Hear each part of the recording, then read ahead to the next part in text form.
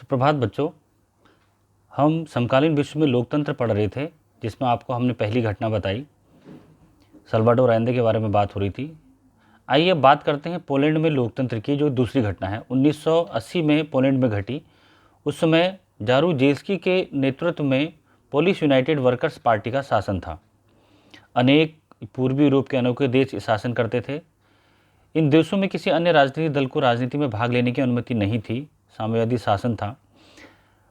उन पार्टी और नेताओं के खिलाफ आवाज़ उठाने वालों को जेल में डाल दिया जाता था। पोलैंड की सरकार साम्यवादी देश सोवियत संघ का समर्थन हासिल था, वह इस पर नियंत्रण भी करता था। बच्चों 1980 में 14 अगस्त को गंडास्क शहर स्थित लेनिन जहाज कारखाना में मजदूरों ने हड़ताल करी। यह जहाज कारखाना सरकारी था, वहाँ बड़ी संपत्तियाँ सरकारी थी। मजदूरों ने एक क्रेन चालक महिला को गलती से नौकरी से निकाल दिया। पूरी कहानी समझिए। पहली कहानी आप समझे थे, वो कहानी क्या एक सच्चाई थी और वह चिले में घटित हुआ था, ये पोलैंड में घटित हो रहा है। उसको नौकरी से निकाल दिया और उस महिला को वापस रखने के लिए हड़ताल शुरू की गई मजदूरों द्वारा, और उसके अनुसार हड़ताल की इजाज़त सरकार द्वारा नहीं थी, क्योंकि साम्यवादी सरकार थी और इसके लिए स्वतंत्र संघ द्वारा उसकी अनुमति नहीं थी कि हड़ताल नहीं करी जाए। काम से निकाल दिया गया। तो उसी बीच में एक इलेक्ट्रीशियन बंदरगाह की दीवार लांघकर अंदर पहुंचा और हड़ताली कर्मचारियों के साथ हो लिया। इस आदमी का नाम था लेक वालेशा। बहुत जल्दी है हड़ताली कर्मचारियों का नेता बन गया, क्योंकि आप जानते हैं कि लीडरशिप करना एक अलग गुण होता है।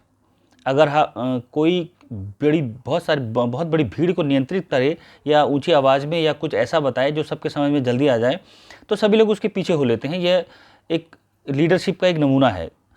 तो हड़ताल को समर्थन मिलता गया और यह पूरे शहर में फैल गई। मजदूर ज़्यादा बड़ी मांग करने लगे। उन्होंने स्वतंत्र संघ, मजदूर संघ की बनाने की मांग करी और राजनीतिक बंदियों को भी रहा किया जाए, इसके लिए उन्होंने कहा।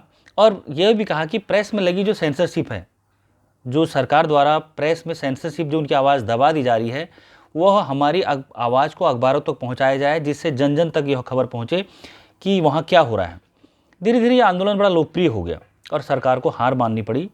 और लेक वालेशा के नेतृत्व में मजदूरों ने सरकार के साथ 21 सूत्रीय कार्यक्रम करा और हड़ताल खत्म हो गई। गंडास्क संधि के बाद एक नया मजदूर संगठन सोलिडारनोस्क, जिसे अंग्रेजी में सॉलिडेरिटी कहते हैं, किसी भी साम्यवादी देश के लिए पहली बार एक स्वतंत्र मजदूर संघ की स्थापना हुई। इसका विस्तार पूरे देश में हो गया। इसकी सदस्यता करीब 1 करोड़ से ज़्यादा पहुंच गई और कुप्रबंधन और भ्रष्टाचार की व्यापकता के लिए आने के लिए सत्ता में बैठे लोगों की परेशानियां बढ़ गई, क्योंकि उन्होंने हर एक चीज़ को क्या करा, छाना, निकाला बाहर की इसकी भी जांच हो जाए, उसकी भी जांच करो, ये भी करो। तो इसके लिए सत्ता में बैठे जो लोग थे उनको दिक्कतें होने लगी कि भ्रष्टाचार व्यापक रूप से हमने करा है, तो कहीं ना कहीं उसका खामियाजा भुगतना पड़ेगा। जनरल जारूजेल्स्की के नेतृत्व में सरकार एकदम बौखला गई और उन्होंने दिसंबर 1981 में मार्शल लॉ घोषित कर दिया और सॉलिडेरिटी के हजारों सदस्यों को जेल में डाल दिया और संगठन बनाने और विरोध करने की अभिव्यक्ति की आज़ादी फिर से छीन ली गई। फिर 1988 में फिर से वही मजदूर संघ के नेतृत्व में हड़तालें करवाई और लेक वालेशा ने इसकी अगुवाई करी। और पोलैंड सरकार पहले से कमज़ोर हो चुकी थी जांचों की वजह से, और अपने भ्रष्टाचार का जो उनका रूप था वो जनता के सामने आ चुका था। तो सोवियत संघ की मदद का भी जैसे पहले भरोसा उनको था, क्योंकि सोवियत संघ उनकी मदद कर रहा था, उनको भरोसा था कि वह मदद करेंगे, और उनको पता था कि हमारे अब मदद नहीं कर सकते। अर्थव्यवस्था में तेज़ी से गिरावट आने लगी और लेक वालेशा के साथ साथ समझौता वार्ता का एक और दौर चला, जो 1989 में एक समझौता हुआ। उसमें स्वतंत्र चुनाव कराने की मांग की गई। उनको पता था कि हम लोग भ्रष्ट हैं, हम लोग ने सरकार में रह करके गलत काम करे हैं। तो एक लास्ट समझौता ये हुआ कि जनमत संग्रह कराया जाए और स्वतंत्र चुनाव हो, जिसमें 99 सीटों पर सफलता मिली सॉलिडेरिटी को। तो अक्टूबर 1990 में पोलैंड राष्ट्रपति पद के लिए पहली बार चुनाव हुए, जिसमें एक से ज़्यादा दल हिस्सा ले सकते थे। और लेक वालेशा को ही, वह व्यक्ति जो एक इलेक्ट्रीशियन था और वह बंदरगाह की दीवार फांदकर अंदर पहुंचा था और हड़ताली कर्मचारियों का नेता बन चुका था उस समय।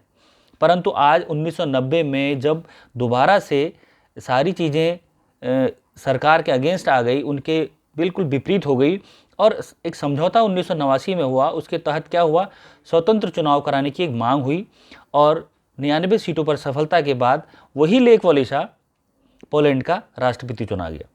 तो आप देखिए कितनी बड़ी शक्ति है लोकतंत्र में कि अगर व्यक्ति जनता के लिए, जनता के द्वारा और जनता के लिए ही चुना जाता है और वह सबकी राय से होता है तो एक बहुत बड़ी ताकत बन जाती है। फिर आती है बात लोकतंत्र की दो विशेषताओं की। अब आपने पहला किस्सा सुना, फिर आपने दूसरा किस्सा सुना पोलैंड का जो 1990 में पटाक्षेप हुआ जिसका, और वहाँ लोकतंत्र की स्थापना हुई और 99 सीटों के जीतने के बाद लेक वालेसा पोलैंड का राष्ट्रपति चुना गया। तो इस तरीके से हमने देखा कि लोकतंत्र की जीत हुई और उसकी जीत में दो विशेषताएं बड़ी इंपॉर्टेंट आ जाती हैं कि अभी तक दो किस्सों में हमने सुना कि किस तरह से अलोकतांत्रिक सरकार पिनोशो को हटा करके सरकार के कब्जे से फिर से लोकतंत्र की स्थापना हुई। और इन दोनों मामलों में अगर हम सरकार की तुलना करें कि पोलैंड के साम्यवादी शासन में काफ़ी अंतर है। चिले में क्या था, एक सैनिक शासन था, तानाशाह राज था, जबकि पोलैंड में एक पार्टी का राज था। दोनों में अंतर समझिए, एक सैनिक शासन था और दूसरा पोलैंड में एक पार्टी का राज था।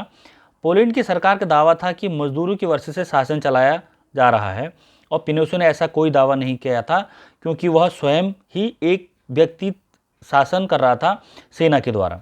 और पिनोशे ऐसा दावा नहीं किया था कि खुलेआम बड़े पूंजीपतियों को उन्होंने लाभ पहुंचाया है। इस असमानताओं के बावजूद भी कुछ असमानताएं उसमें थी कि लोग अपने शासकों का चुनाव या उनमें बदलाव नहीं कर सकते थे। किसी को अपने विचार व्यक्त करने, संगठन बनाने और विरोध करने और राजनीतिक गतिविधियों में हिस्सा लेने का वास्तविक आज़ादी नहीं थी। ये दोनों में अंतर एक जैसा ही था। जिस प्रकार तीन लोकतांत्रिक सरकारों, आइंदे की चिले सरकार, वालेसा की पोलिश सरकार और मिशेल की चिले सरकार का जिक्र ऊपर हुआ है, उनका आर्थिक सामाजिक जो नज़रिया था एक जैसा नहीं रहा। आइंदे ने अर्थव्यवस्था को नियंत्रित करने के लिए निर्देशित ढंग से चलना पसंद किया, जबकि वालेसा चाहते थे कि बाजार जो है सरकारी दखल से मुक्त हो। मिशेल इस मामले में कुछ मध्यमार्गी रास्ता अपनाने वाली थी और इन तीनों सरकारों की विशेषताएं समान रही। यहाँ चुनी हुई सरकारें ही शासन चला रही थी और इस तरह से बुनियादी राजनीतिक उन्होंने स्वतंत्रता हासिल करी। इन दोनों कथाओं से लोकतंत्र की पहचान का एक जरिया, एक तरीका हम यह विकसित कर सकते हैं कि अब हम जान चुके हैं कि लोकतंत्र में यह व्यवस्था रहती है कि लोग अपनी मर्जी की सरकार चुनें। यह आपको मैंने पहले भी बताया था, इसके पहले पार्ट में काफ़ी विस्तार से और फोटो फीचर के माध्यम से आपको बताया गया। सिर्फ चुने लोगों, नेताओं को ही शासन का अधिकार होना चाहिए। अभिव्यक्ति की आज़ादी, संगठन बनाने और विरोध करने की आज़ादी जरूरी है। तो इस तरीके से बहुत इम्पोर्टेंट चीज़ थी। और लोकतंत्र की दो विशेषताएं यह बहुत इंपॉर्टेंट हैं कि लोगों द्वारा ही सरकार चुनी जाए, अभिव्यक्ति की आज़ादी हो, संगठन बनाने और विरोध करने की आज़ादी भी जरूरी है, क्योंकि एक अच्छा लोकतंत्र वहीं हो सकता है जहां अपनी बात आप रख सकते हैं, तर्क संगत हो और तरीके से। तो इस प्रकार एक दूसरी कहानी हमने सुनी पोलैंड की, लेक वालेसा की, और हमने जाना कि लोकतंत्र की विशेषताएं क्या हैं, इसमें जनता के लिए और जनता के द्वारा। इससे संबंधित मैं आपको छोटा सा एक शॉर्ट नोट दे रहा हूं और खुद करें और खुद सीखें, उसको हम बात करेंगे। और फिर कल आप मुझे इस वर्क को, जैसे आप पहले लोड कर रहे हैं, मैंने आपको क्वेश्चन आंसर उस पहली कहानी से मैंने आपको सिर्फ प्रश्न लिखने के लिए दिए हैं, उत्तर नहीं दिए हैं। अब आप कल उनके उत्तर भी मुझसे जानेंगे और फिर हम फ़ोन से बात करेंगे। ओके।